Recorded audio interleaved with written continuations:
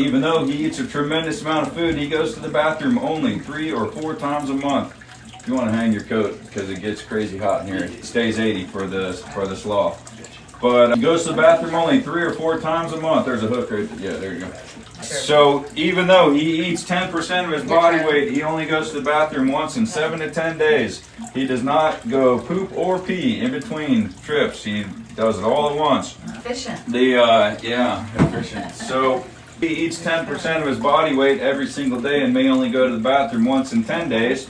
That means that when he does go to the bathroom, it is epic.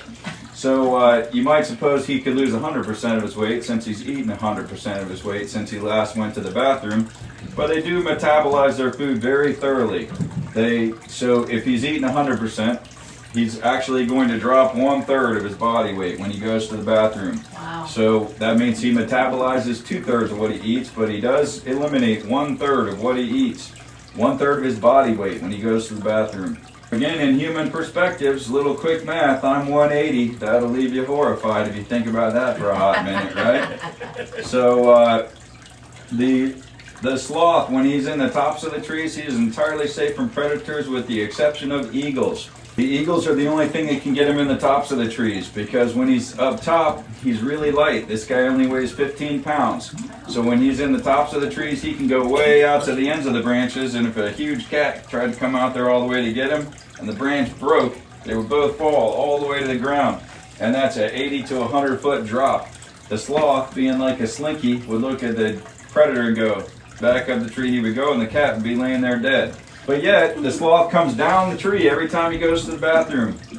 People used to think that sloths only lived in one tree or a very small set of trees because they always go potty in the exact same place. They go on the same pile every single time.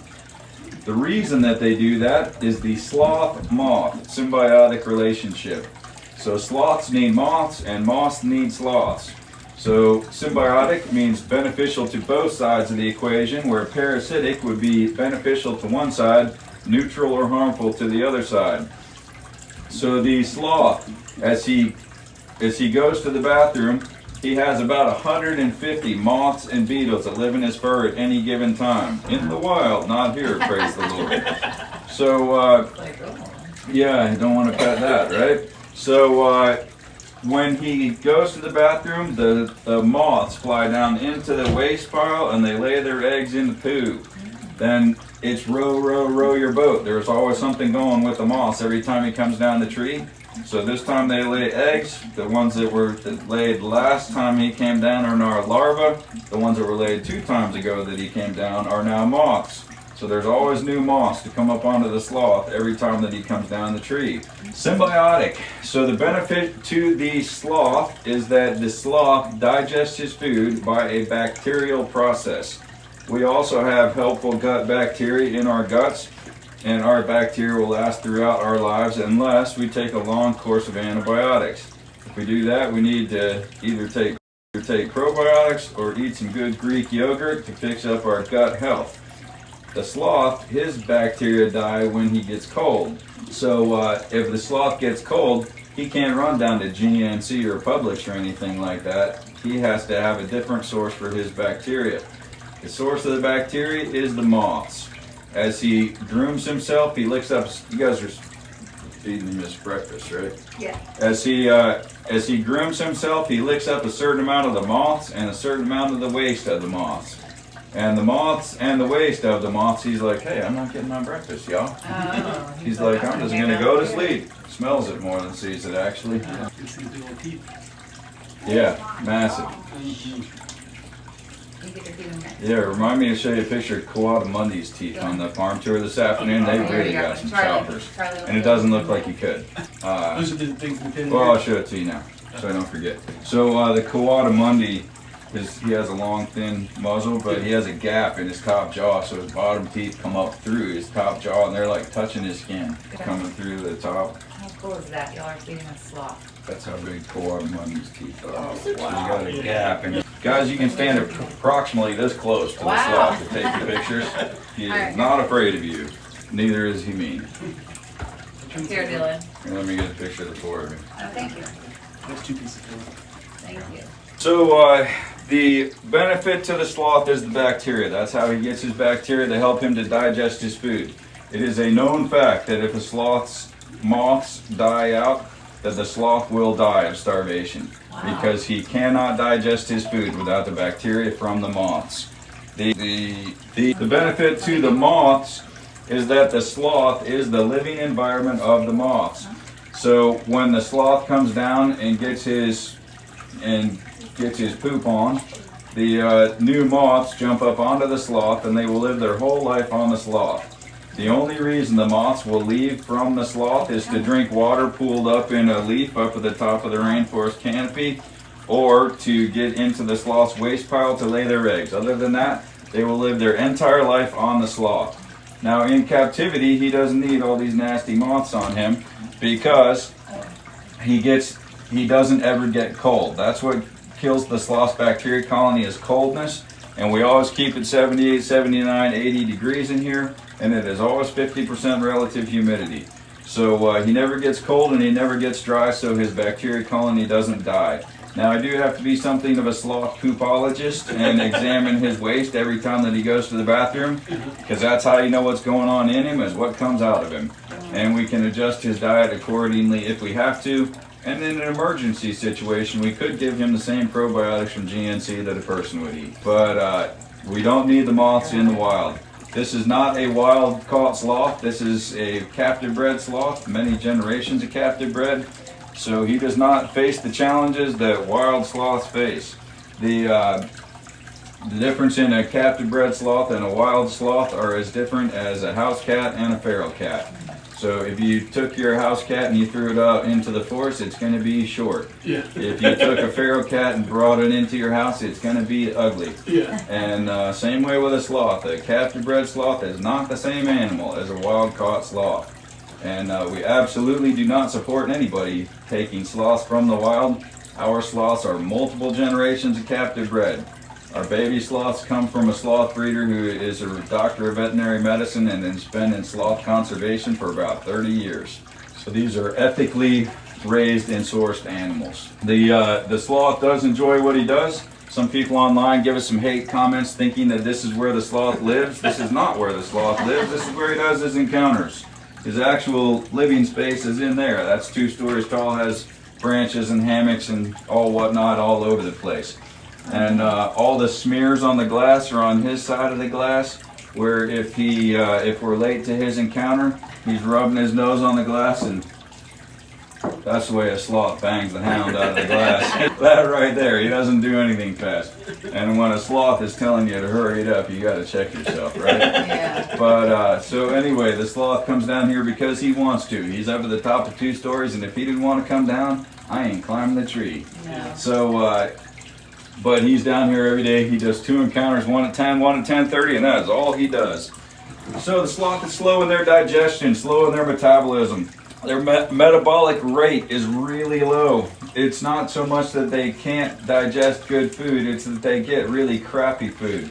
So a sloth's primary diet is leaves. Leaves are almost all cellulose, and cellulose is hard to digest and not very nutritious. So a sloth's energy budget is so low that he cannot maintain his body temperature, he cannot move quickly, he doesn't do anything fast. He's like a tortoise. There's actually a lot of similarities between these and tortoises. But so the daytime high temperature in the rainforest is about 85, 86. The nighttime low is in the high 60s. And his core body temperature makes that range of temperatures every single day. The sloth, so what makes a sloth be cold and could make it be killed is being out of the rainforest. So that is one of the many reasons why it's a horrible idea to buy a wild-caught sloth, is you don't know that it didn't get cold in shipment, and 30 days later you will have a dead sloth. And that 1-week health guarantee isn't going to do jack for you a month later. And but the other reasons to not buy wild-caught sloths are too numerous to mention. I mean, it's just a horrible idea. Yeah, so slow in their movement, slow in their digestion, slow in their metabolism, slow in their metabolic processes. Sloths grow really slowly. The baby sloth Zoe just turned a year old, and she is nowhere near her full adult size yet. And the baby sloth Dash is 1 pound and 5 ounces right now. And so they grow really slowly. No one can tell you how old a sloth can get. In the wild, of course, they're prey animals, so what they die of in the wild is being caught by a predator, normally when they come down the tree to go to the bathroom. So the theory is that they live about 20 years in the wild, but like most prey animals, they live much, much, much longer in captivity. So a captive sloth can live somewhere around 50 years. There was one in Germany that lived to be 54. There was one in the Smithsonian lived to be 49. And the two breeders that I'm familiar with each have female sloths that are over 35 years old and still reproducing. Wow. And no one can tell you for sure that it's true of a sloth, but it is true of most mammals that females don't reproduce in the last half to third of their life. So that would suggest they could get a lot older. Good morning. Great. Stay left where the pond splits the driveway. Turn right on the first gravel drive, and we will meet you at the pavilion with a bunch of picnic tables under it right at 10:30. It's your parents and two other people. Oh, okay. Max of four, and we Yeah. pretty much always book all four. So sloths, some other physical characteristics of sloths. Their nose is always wet. If his nose is dry, that's a major problem. If you look at his eyeballs right now, there's this pinpricks where his pupils should be. So he's just kind of looking around like this, because even in this level of light, he's essentially blind. Even at nighttime, though, his vision is horrible. He has a structure of his eyes that is called rod monochromacy. That means he has all rod cells, no cone cells. Cone cells are what give us color vision. He has none. So he sees only in grayscale all the time, but yet his vision is just terrible, day and night. It's worse in the day, but he's sure not 20/20 even at night. So he's working primarily on his sense of smell and hearing. So I always use the same cologne. He knows what I smell like in the morning, and for better or worse, he knows what I smell like in the afternoon in the summertime too. He knows what I smell like, and he knows what I sound like. My monotone voice might not be so great for the camera, but the animals like it. And so when I open his door and say, "Hey, Flash," he comes right on down. And because he's ready for his encounters. He only does 2 a day. The difference between this and one of the baby sloths is the baby sloths were raised by a different breeder, and they are people-oriented from birth. They are mother-raised, but the mothers are clicker trained, so click, click, click, I'm going to take your baby, but it will be back. So it does not stress the mamas, and therefore it doesn't stress the babies. So starting from 2 weeks old, they're being held for 30 seconds, 45 seconds, a minute, until by the time their mother has weaned them of her own volition, they're being held for 30, 45 minutes multiple times a day. Our baby sloths, when you set them down, they go, which means, no, pick me back up, because they actively seek human attention all the time. This guy was not held from birth, so even though I'll stand right up next to him and he'll rub up against me and run his hands all through my hair and play with me and everything, he's never tried to move on to my body, and so he doesn't want me to hold him, so I've never held him. And I've been one-on-one with this sloth all but about 20 days in the last 4 years, and he has never made a move to climb onto me. Even though he sees me hold other sloths, he's like, yeah, that's not really my group. And that's okay. So, you know, if he doesn't want to be held, he won't. And yep, and that's all good. We interact with all of our animals on a level that they're comfortable with. But other things about sloths, this is a two-toed sloth. Alive in the world today, there are two-toed sloths and three-toed sloths. They all have 3 toes on the back feet. Two-toed have 2 on the front, three-toed have 3 on the front. The spines are set up differently between two-toed and three-toed. So a two-toed a three-toed has more vertebrae in their cervical spine between their skull and their shoulders, and they have a little bit of a tail. A two-toed has less in their cervical spine, and they have no tail, so they have tremendously more from their hips to their shoulders, which makes them like a slinky. So if a two-toed will turn his head 270 around like an owl. A three-toed turns its head 270 like an owl. A two-toed doesn't. But if you watch, the two-toed will rotate his whole body around, and this guy can get to where his hips are about 180 from his shoulders. Yeah, he can really crank it around there. And he's got crazy core strength, so he can hike out if you hold a piece of food out here, which I'm not going to do that to him right now because he keeps wanting to go in the other room. But if you hold a piece of food out here, he can hike out till he's probably on about that angle from the branch just by his 2 back feet without holding on with the fronts at all. You mentioned his grip strength. So there's more to it than just having crazy grip strength, which they do. But in addition to that, for us, our stress exertion state is this. If we're trying to do a 2-arm hang on a branch, you're hanging on like anything. And if you guys ever took a PE class, you can remember that about a minute is a long time to do a 2-arm hang. And you can hang there for days. So the difference is if you watch as he reaches out all slow, because this is his exertion state, and then he just snaps right back. This is his relaxed state, both his arm and his hand. So closed up like this is his relaxed state.